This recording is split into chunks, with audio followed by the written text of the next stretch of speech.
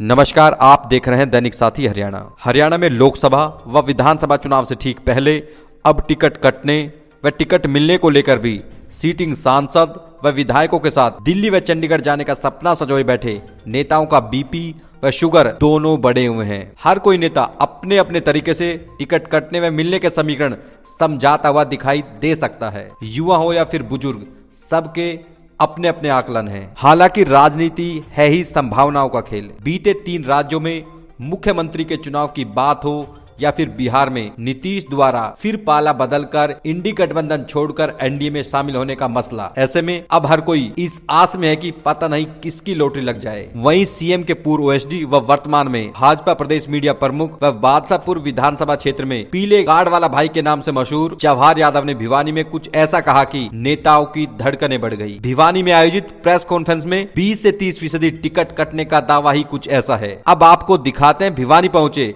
जवाहर यादव ने ऐसा क्या कहा कि नेताओं की धड़कनें बढ़ गई। जो जानकारी आ रही है उसके अनुसार लोकसभा के चुनाव हरियाणा के अपने समय पे होंगे और हरियाणा राज्य विधानसभा के चुनाव अपने समय पर होंगे। परंतु जैसा मुख्यमंत्री जी मनोहर लाल जी ने कहा था, अगर ये हुआ कि केंद्र कराना चाहेगा इकट्ठा, तो हरियाणा भाजपा और हरियाणा की मनोहर सरकार इसके लिए तैयार है। और आज ही केंद्रीय नेतृत्व ने हमारे जो प्रभारी मेंबर ऑफ पार्लियामेंट जो राज्यसभा है श्री विप्लव देव जी को लोकसभा की दृष्टि से प्रभारी लगाया गया है और हमारे राज्यसभा के दूसरे सांसद सुरेंद्र नागर जी को लोकसभा की दृष्टि से सह प्रभारी लगाया है। तो भारतीय जनता पार्टी पूरी तरह से तैयार है दोबारा से 10 की 10 सीटें रिपीट करने के लिए। सर, बात करें जेजेपी से कर रहे और जेजेपी 10 की 10।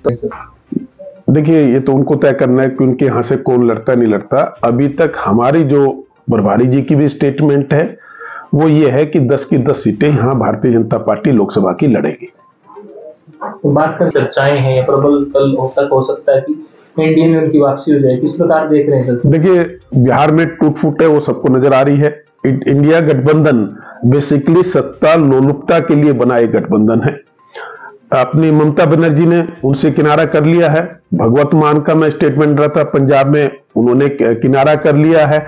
तो मुझे नहीं लगता कि ये गठबंधन कुछ बेहतर कर पाएगा। भारतीय जनता पार्टी की लोकसभा में सीटें पहले के मुकाबले और ज्यादा बढ़ेगी मोदी जी के नेतृत्व में। राहुल गांधी भी लैंड यात्रा निकाल रहे हैं, किस प्रकार से देखते? राहुल गांधी जी जब यात्रा निकालते हैं भारतीय जनता पार्टी को फायदा पहुंचता है, तो इसलिए राहुल गांधी को कभी भी ना लोग सीरियस लेते हैं, ना भारतीय जनता पार्टी सीरियस लेती है और ना कांग्रेस सीरियस लेती है। बात करें यात्रा निकाल रहे हैं सर, हुड्डा जी भी अपने घर घर कांग्रेस में, किस प्रकार देख रहे हैं जो हुड्डा वर्सेस कुमारी सैलजा, सुरजेवाला और किरण चौधरी, हुड्डा वर्सेस ये तीनों है ना, तो ये तो एक दूसरे को नुकसान पहुंचा रहे हैं। इससे भारतीय जनता पार्टी को कैसे नुकसान पहुंचेगा? भारतीय जनता पार्टी को तो ये सारे मिलकर लड़ते हैं तब भी फायदा है और ये आपस में सरफटोल करते हैं तब भी फायदा है। कांग्रेस की ऐसी क्षमता ही नहीं है अब जो भारतीय जनता पार्टी को चाहे लोकसभा हो चाहे विधानसभा उसमें रोक सके। सर, बात करें चुनाव लड़ेंगे तो अगर ये एक साथ हमारे लिए कोई चुनौती नहीं है। राज्यसभा के चुनाव में ये एक साथ गए थे, हम जीते, तो इसलिए कांग्रेस को लोगों ने गंभीरता से लेना शुरू कर दिया है। भूपेंद्र सिंह हुड्डा जी खुद ही अपने भ्रष्टाचार के आरोप जो लगे हैं उससे मुक्त नहीं हो पा रहे हैं। रणदीप सुरजेवाला को हरियाणा के लोग गंभीरता से नहीं लेते, इसलिए उनको यहां से चुनाव भी अन्य जगह से जाके लड़ना पड़ता है। तो धरातल पे कोई है नहीं। धरातल पे ये चारों नेता, चाहे वो भूपेंद्र सिंह हुड्डा हो, चाहे कुमारी सैलजा हो, चाहे किरण चौधरी हो, चाहे रणदीप सुरजेवाला, धरातल पे कोई काम नहीं करता। केवल बयानबाजी में ये बड़े नेता है। वर्तमान में इनका कोई आधार नहीं। दावेदारी है, वहां एक्टिव रहे हैं, तो कितने युवाओं को टिकट मिलेगी सर? देखिए, भारतीय जनता पार्टी युवा नेतृत्व और युवा तालमेल करके रखती है, अनुभव भी और युवा भी, तो उन सबको लेकर तालमेल चलती है। चाहे हम सत्ता में थे तब भी और सत्ता में नहीं थे तब भी। जब सत्ता में थे हर रूप में युवाओं का नेतृत्व, युवा लोग आते रहे हैं, लगातार उनको चुनाव लड़ने का अवसर मिलता रहा है। तो इसलिए भारतीय जनता पार्टी में कभी ये संकट नहीं रहा कि युवाओं के लिए अलग से मांग करने की आवश्यकता पड़ी कि हमें चुनाव लड़ाना चाहिए। वो तालमेल भारतीय जनता पार्टी अनुभव का और युवा वर्ग का दोनों को तालमेल करके बेहतर चलता है। हमारे यहाँ उस तरह की कोई संकट या झगड़ा नहीं है।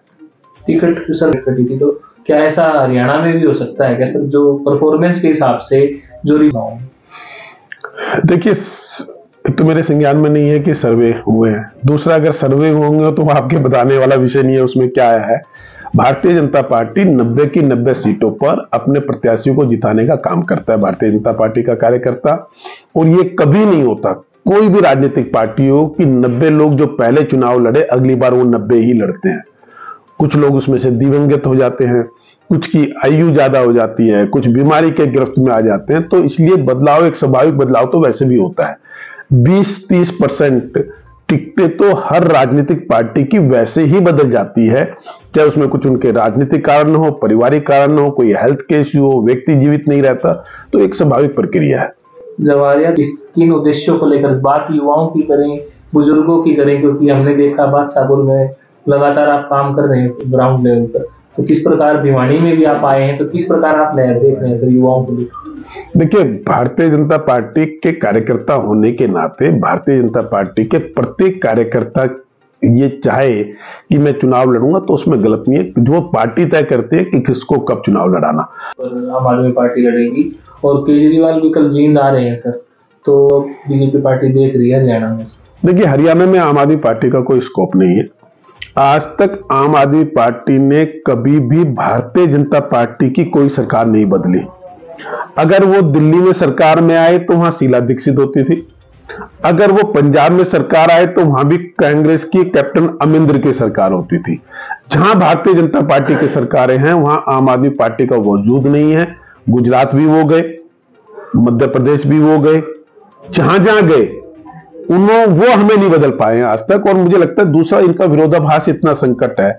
आज अशोक तंवर जी भारतीय जनता पार्टी के सदस्य बन गए, उनके 2 नेता निर्मल चौधरी और उनकी बेटी वो कांग्रेस में चले गए। तो आम आदमी पार्टी तो केवल उनकी इसकी लड़ाई है कि जो उनको राष्ट्रीय पार्टी अनाउंस हुआ था वो अपने आप को बचा के रखे, 4% वोट ले ले, उसी की लड़ाई लड़ रही है। सर इनेलो को कहां खड़ा करते हैं चुनाव में, 20 विधानसभा चुनाव में बीजेपी के लिए, क्योंकि लगातार में उन्होंने देखिए, इनेलो तो बिल्कुल खत्म है, परंतु इनेलो अपना वोट बैंक कुछ जरूर बढ़ाएगी, ये भी एक सच्चाई है, परंतु वो सत्ता के आसपास कहीं नहीं है। हाँ, मैं ये मानता हूं कि इनेलो अपना 4-5% वोट जरूर बढ़ाएगी आज के दिन में। मतलब मुझे लगता है कि वो 7% पे 8% पे आके इनेलो ठहर जाएगी, जो बिल्कुल ही अभी रसातल पे चली गई थी।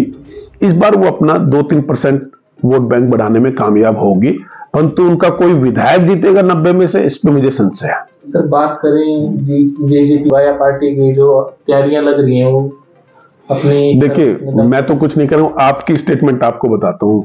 आपने कहा कि दुष्यंत जी भी कह रहे हैं कि हम लड़ेंगे 10 की 10, और इधर से हमारे प्रभारी जी भी कह रहे हैं 10 की 10 लड़ेंगे।